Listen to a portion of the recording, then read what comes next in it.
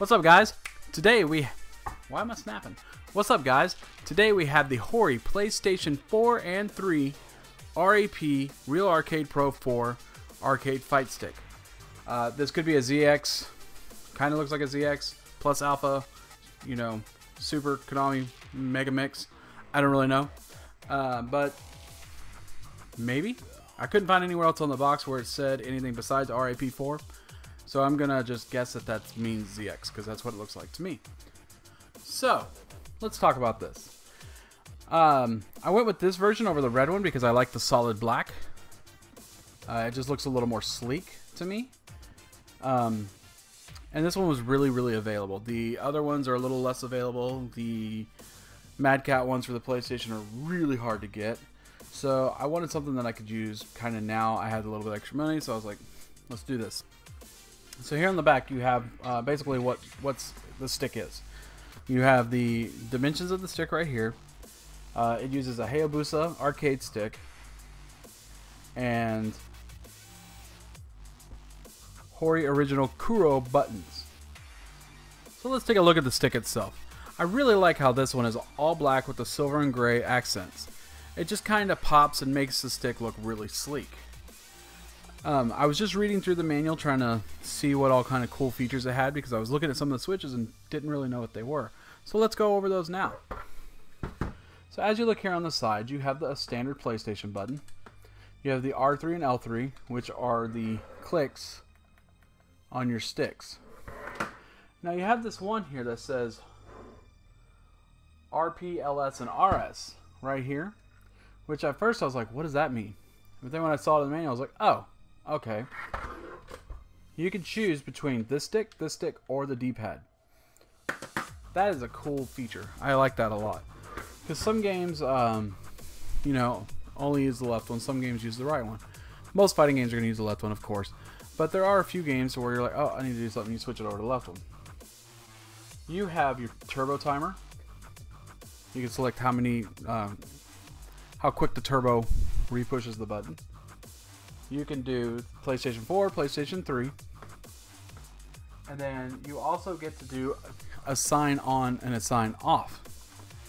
And then this is your turbo button if you want to turn your turbo on.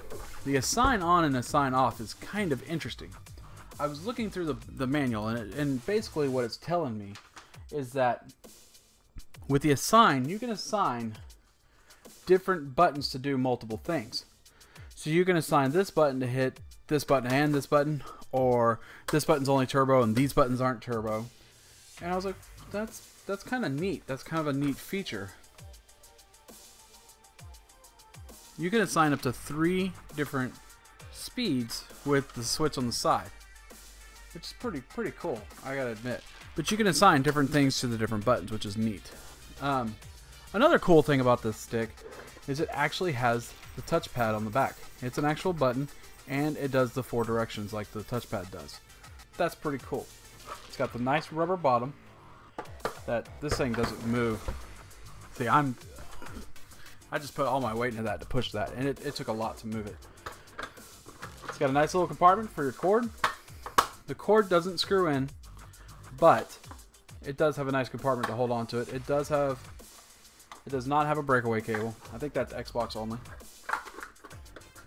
But it's got a nice compartment, so you throw it in there, grab it, take off. Besides that, my only complaints about this stick, which are exactly the same as the Xbox One version, is I hope you like this artwork, because that's what you're stuck with.